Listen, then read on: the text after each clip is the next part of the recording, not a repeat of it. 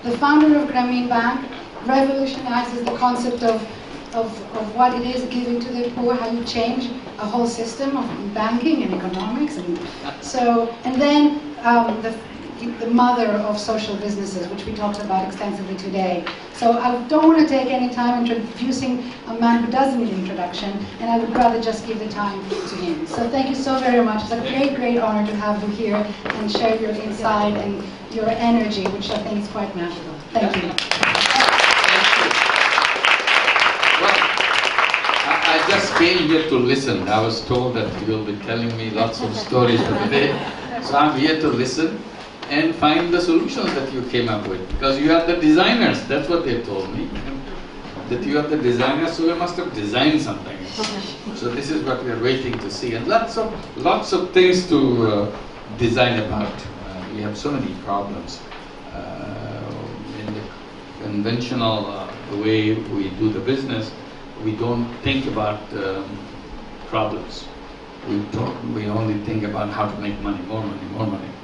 So here we are trying to turn around that idea of the business. Don't talk about money at all. Absolutely forgetting about making personal money in any way. Not the slightest opportunity or slightest intention, not opportunity, slightest intention of making money. Then what does the mind do? What does the mind look at? The mind looks at only at the problem, how to solve it. In a business format. That's where the business idea comes in. In the beginning it's a little difficult because our minds are trained to think in money-making way. So if you tell the mind to do something else, it raises 1,001 question, it cannot be done. It always tells you it cannot be done, because it has never done that. And almost like in a desert, the kid sees some water, plays with the water, say, oh, you can swim in the water. He cannot believe that you can swim in the water. How can you swim? Because the swimming doesn't have any sense in the child's mind or anybody's mind, because it's never the thing. But if you look at Bangladesh, for example, where I come from, we live with water and land everywhere. It's a country where almost at the sea level, so we can't get away from water. And sometimes you hear about it, read about it, about the flood in Bangladesh, which means water has gone up on the top of the head. It's not a slight rise of the water, it's way up, then we call it a flood. And we talk about saying that our children learn to swim as they learn to walk. Nobody teaches them how to learn to swim. Today, if you have to learn to swim, you have to go to a pool, swimming pool, and pay a fee and learn how to swim or something like that. Does anybody do that to learn to walk? Send a child to a school to learn how to walk? Doesn't. Child learns normally, just that way. Children in Bangladesh learn to swim just like that. So we are almost like amphibian people. We do both, walk and swim at the same time. So that's the way you grow up in a system and you accept it as it is. So today, the business that we have is a one kind of business. So we cannot think about the other kind of business. That's where you're coming, how to make people think differently, what kind of facilitation will be needed to make that happen. And this exercise that you'll be doing is the basis of that. So how you look at the problem and use that business idea to solve that problem. So let's go for that. So, thank you very much. So we're waiting for that. See here what kind of design you have done. Thank you.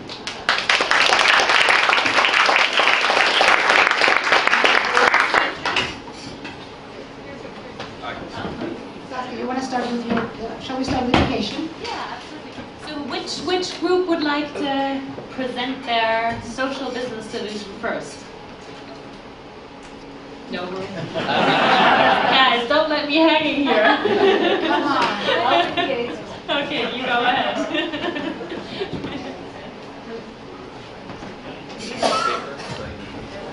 just for you, yes, of course. Just for your briefing, Professor Yunus, like all the groups got. Here you go.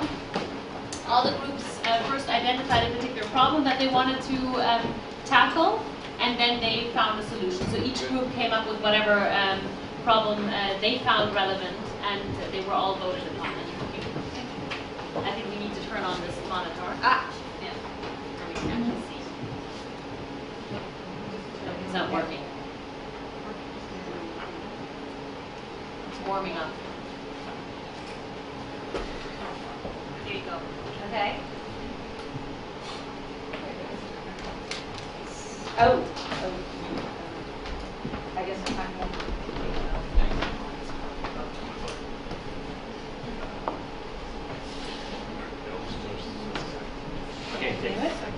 Okay, Dr. Yunus, thank you so much for your time. I and my group, Cat Chartered Water Monks, and we are here to talk about Water Works for Women, W3. The issue we're looking at is the urban poor are tired of waiting for government to come up with solutions for water and wastewater infrastructure. They are forming co-ops and putting those systems within their own communities, cisterns and flood control as well. But in order to have these systems really work, they need a local workforce that's capable of installing, operating, maintaining the systems. So we are looking to develop that workforce. We also recognize that we have a resource within the community in the internet ladies, that they have been providing services for internet, that as more and more people in the area are getting their own access to internet, we have a trained workforce here that is available to be applied to a new purpose. So our mission is to provide a vocational education program on water workforce development for the urban poor, especially for women. And as you have questions, we're happy to go through these. But basically, the kind of services we're providing are tailored curricula that the folks within the community will be able to select what kind of systems it is that they have, that they need training on. We provide access to information, supplies, equipment, lesson plans. The key partners are the suppliers of the water and wastewater infrastructure, the materials that are being used, as well as the local cooperative boards of these water and wastewater cooperatives. And we thought it was very key to have the local input involved on what it was that they were looking for to design these training programs.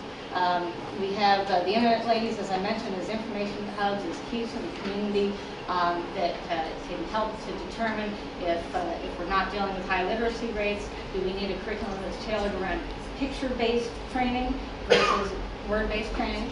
And then, again, supplies from water and wastewater facilities so that people can actually get some hands-on training and actually learn how to operate the toilet systems and the flood control systems as part of the program. The students would be paying to attend, but there would be a structure in place very similar to the nursing program where there would be opportunities for scholarships in exchange for future work in the water systems or as trainers themselves. Customer relationships and segments, maybe working with the water and wastewater cooperatives and the other community leaders. As a value proposition, yes? Sorry. Oh, I'm sorry about that. Can you guys hear better? Sorry about that. Return on investment, very key. If you're going to put water and wastewater systems into your community, the value of those systems really depends on how well you can operate and maintain them so that they last, so that you're really recouping the value of those systems. And more generally, an awareness of water and sanitation.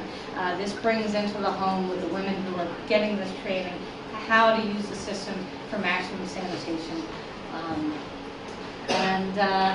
I think the rest is pretty well self-evident of where we can get supplies and the revenue stream. And that's it. Water Works for Women. It's going to be a great resource for the communities as people take control of their own water, wastewater, and flood control systems. Thank you.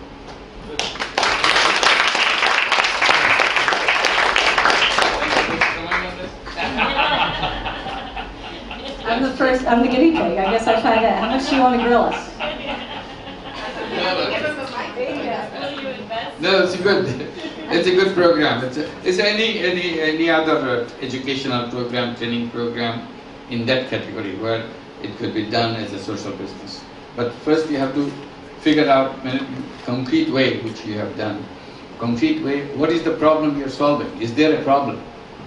If you have that problem, then you can put it in a shape of a training program, education program, skill development program, and runs it as a business in the sense as a social business, meaning that we are doing this to prepare these people who are missing in the society. So we do that, and in that we focus on particular gender topic. Disappeared. Gone. Battery back. Yeah. Anyway, so that in the proper way, it's a question of now figuring out whether students will be able to pay the tuition that they will be charging.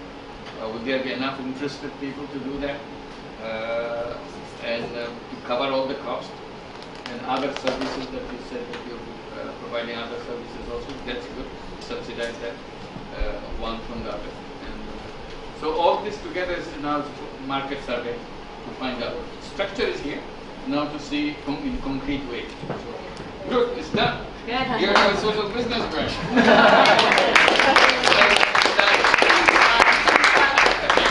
Thank you. No, this is what. So, who else would like to present their idea? Or not who else, who's the next one? Let's put it that way. Who's the next to present their idea? If somebody else wants to go. No, go ahead. Jump in. Are you the data philanthropy guy? Two data philanthropy guys. Oh, okay. Okay.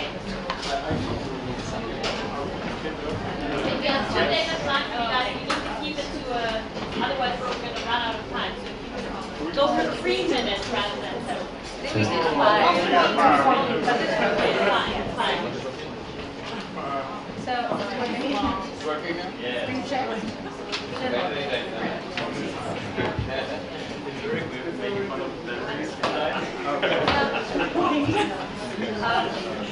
I'm the Vanna White character.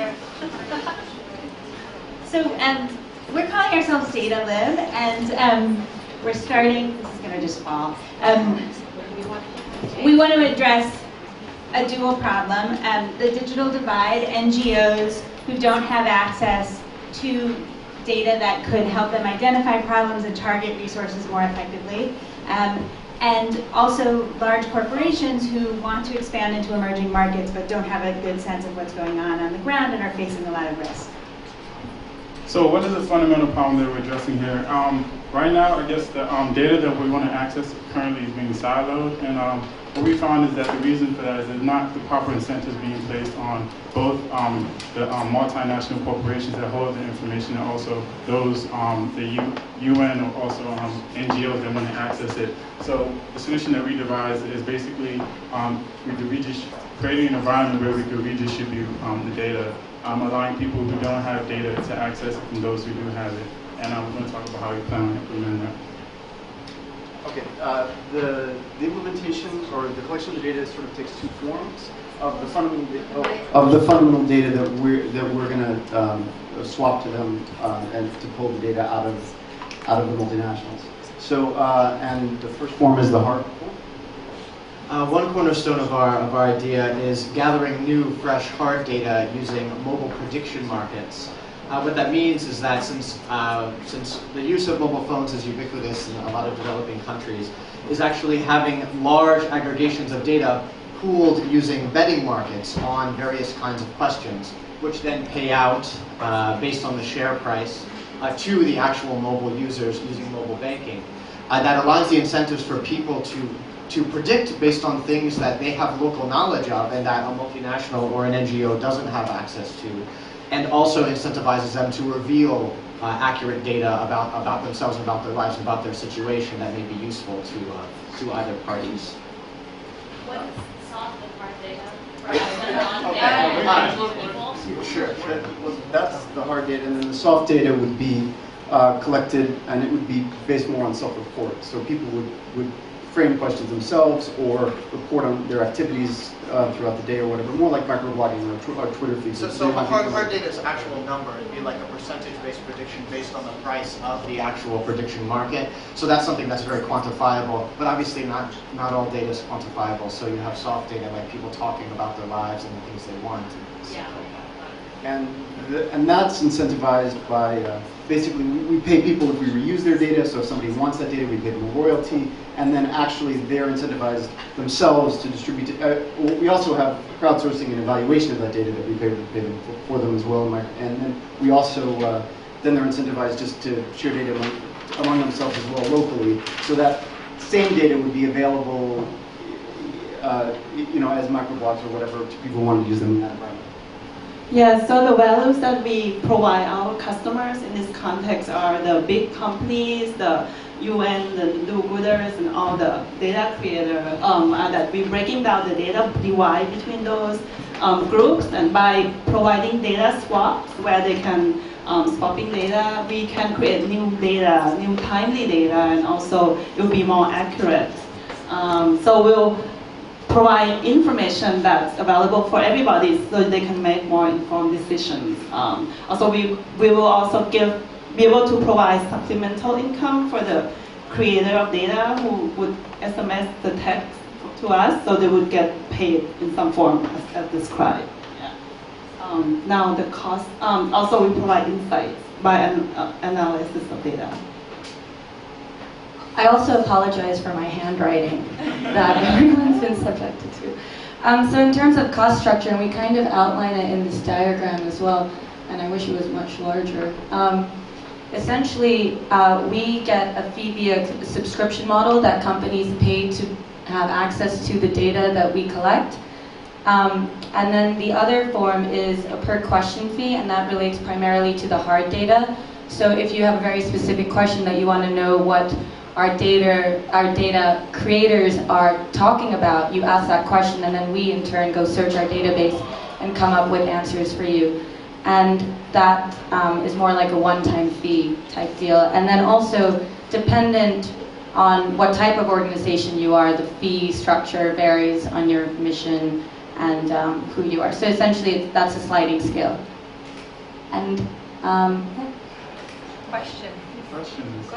Why don't you explain that model to us? Okay. That would be helpful. So basically, I guess the best way to say it quickly is basically what we're doing is we're taking data that, okay, the big companies have, and right now it's real siloed, and there's not really any incentive for them to share this data. And we're trying to place the proper incentives where we're looking at the people who need it. Like for instance, okay, they want to get into an emerging market, and they might not have the capabilities to get on the ground. And we want to create a company where we're able to collect data through SMS text messages to get that data and then give it to them while they provide us the data. Basically, the redistribution of data through the cloud. Is that better?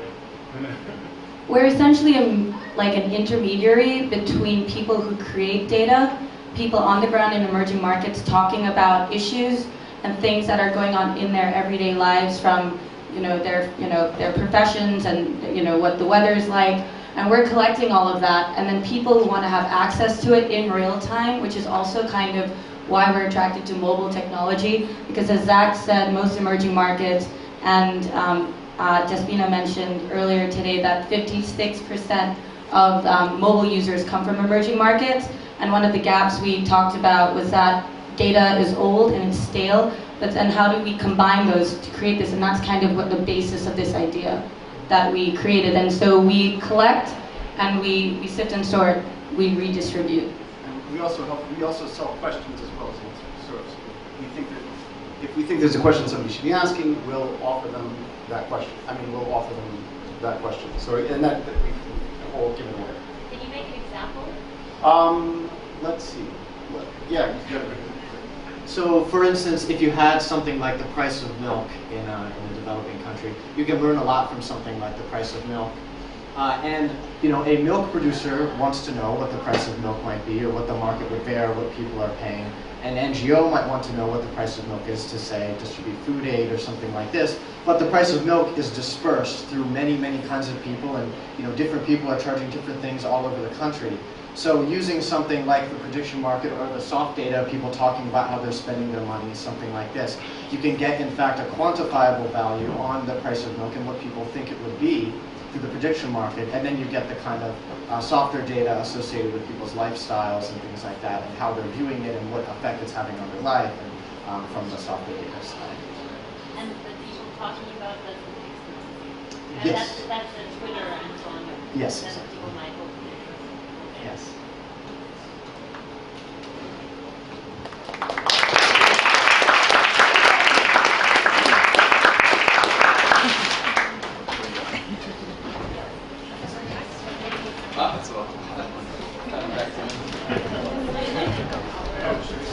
Well, I'm sure there is a big social business somewhere there.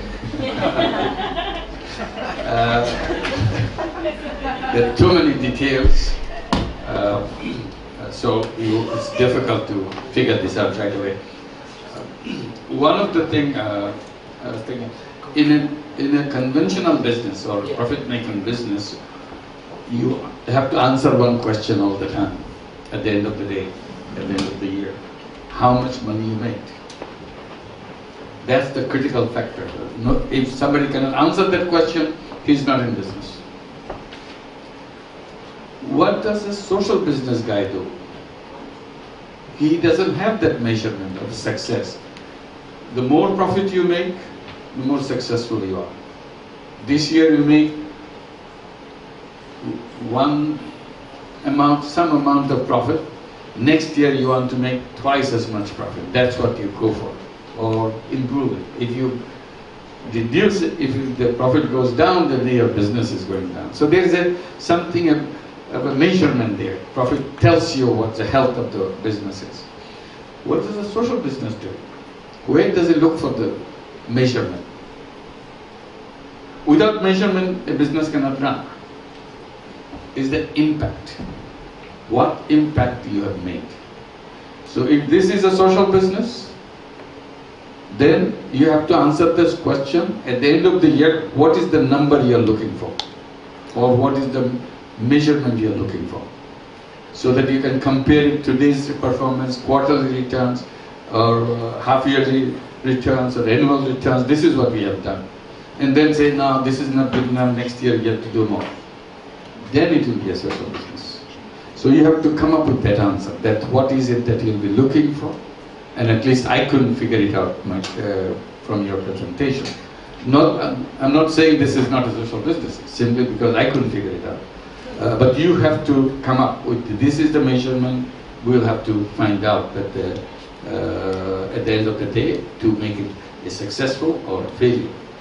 If a social business is not making impact, then it is not a social business.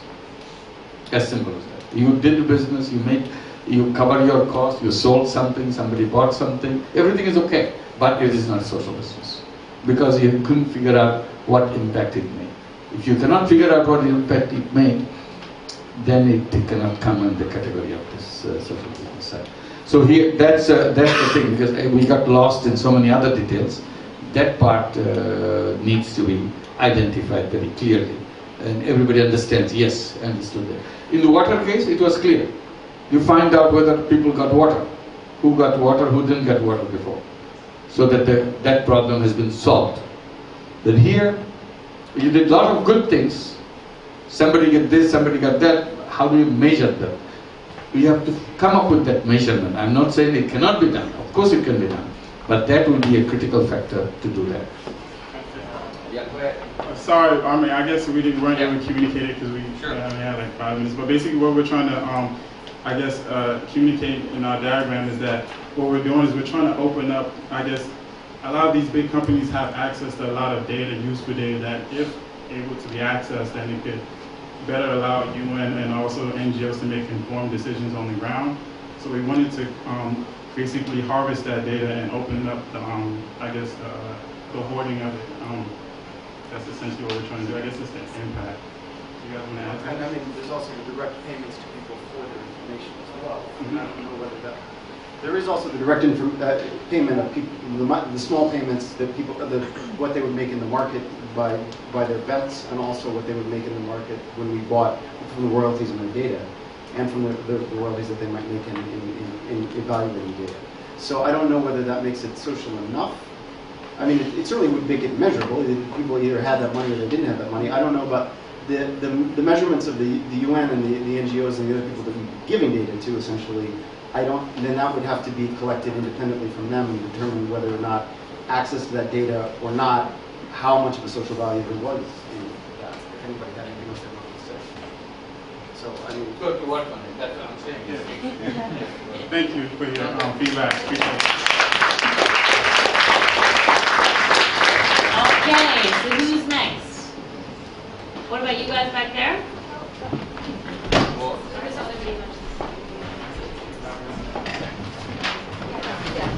Maybe in variety. Exactly, let's do something. Less data and then we do data.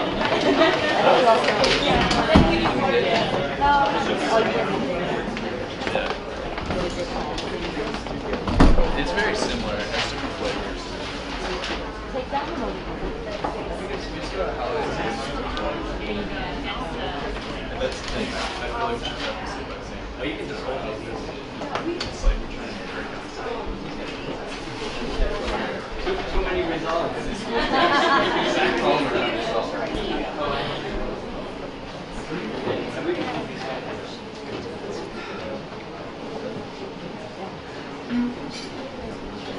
Good afternoon, everyone.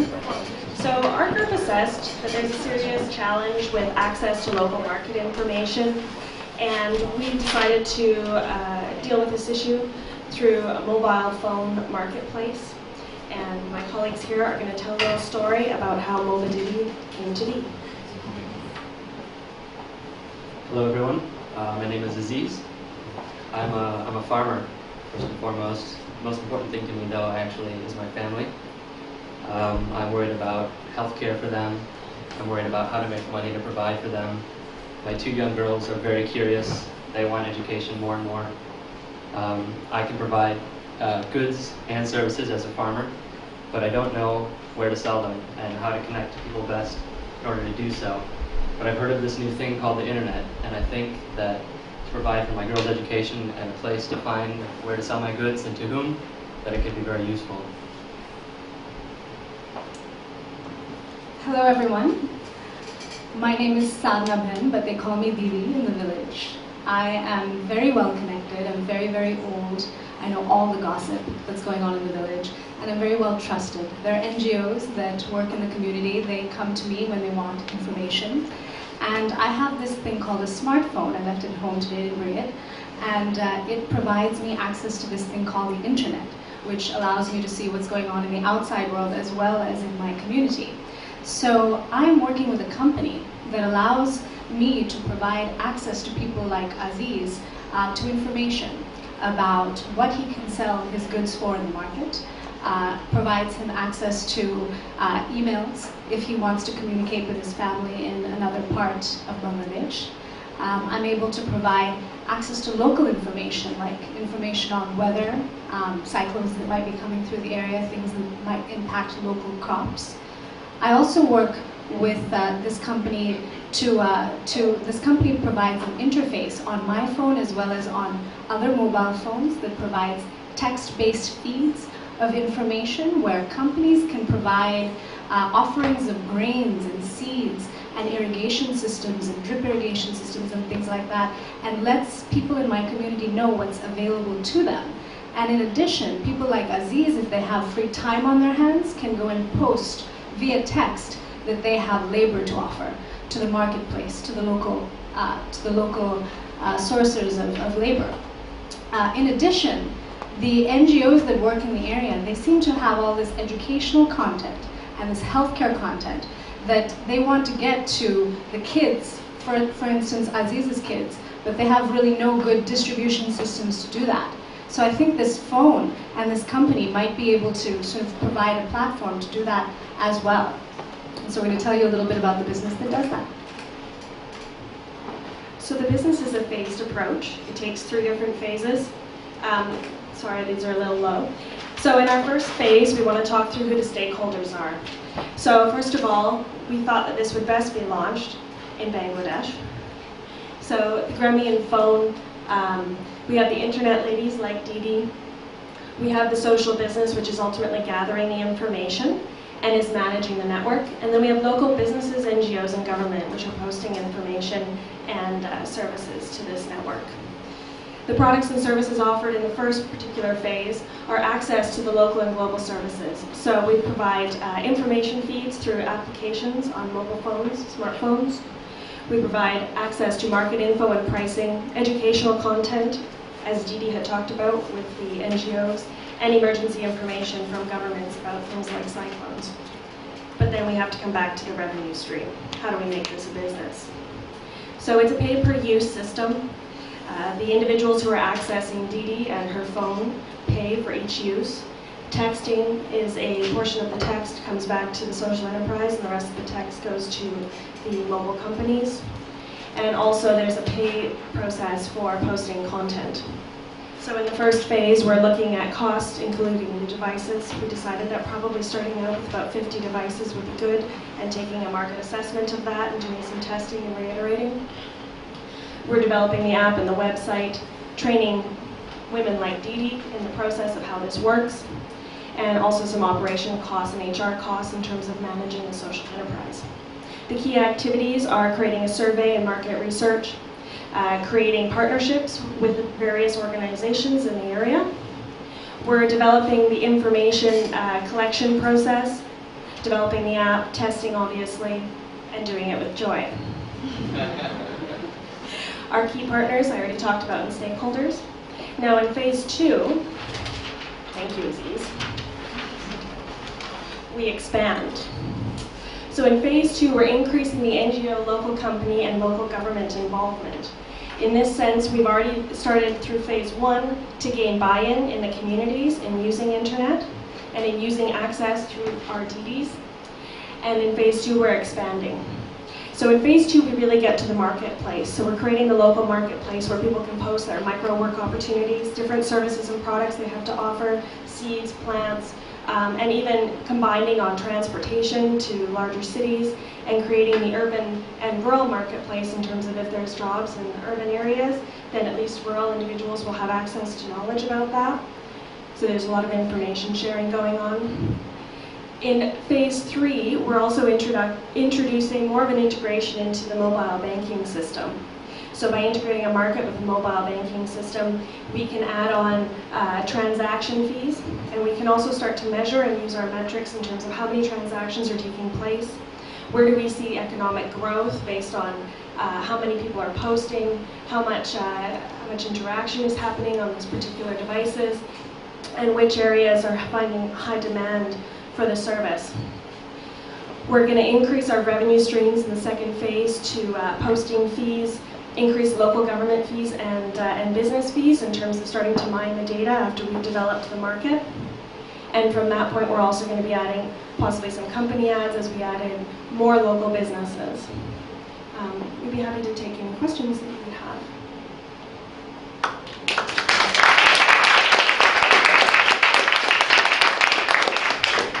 What is the company here? Is it the mobile phone company, or is it just an intermediate company? It's an intermediary company that's developing the apps and the websites and managing the DDs, and then also managing the different marketplace activities within that website so that they can constantly be developing that. So it's almost more of a social, it's like a social network / social marketplace through mobile phones and texting. Oh, can I also just add, there's also the idea to allow the DDs to have a stake in the company, so they will partly own the organization themselves, so they have ownership.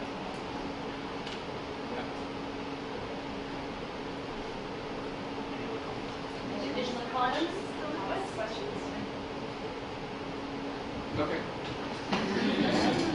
I have to do the comments. No, technology is always a good subject for social business. You can play around in many different ways. There are so many things possible listed here. So, not that right away you do everything. You start from some place and gradually expand it. as you go along.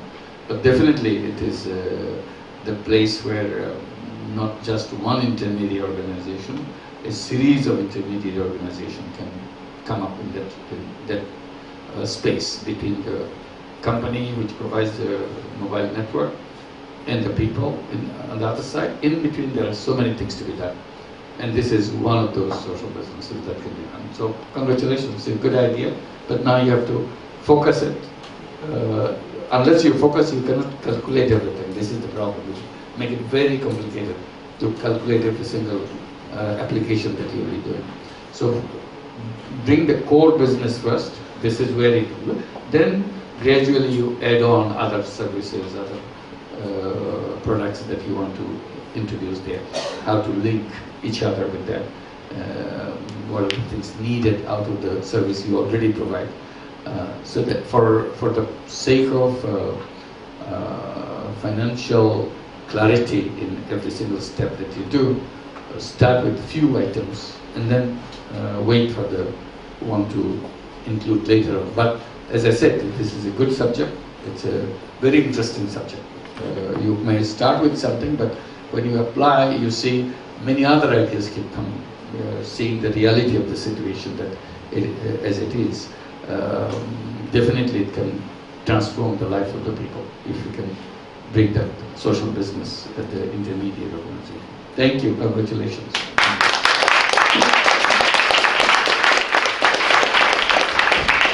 So who's the next group who would like to present their ideas? Sure.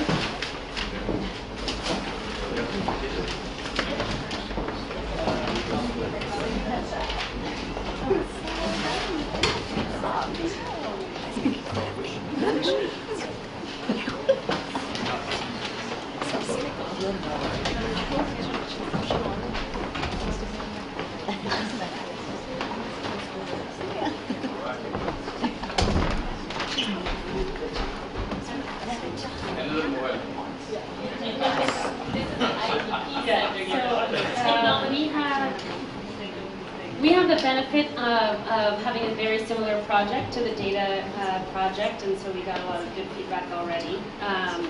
So our company is called WISH, Wellness Information Sharing Hub.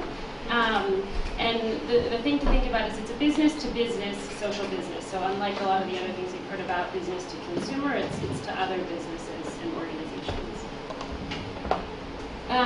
So this is a quote from Robert Kirkpatrick, who we heard from yesterday. Our goal is getting a real-time understanding of human well-being. One of the big problems that we heard about yesterday was the lack of understanding in the field about when there's a potential crisis happening. So how can we predict when there's going to be a famine, when there's going to be some kind of crisis? The data that the UN has on poverty right now, I believe, is from 2005.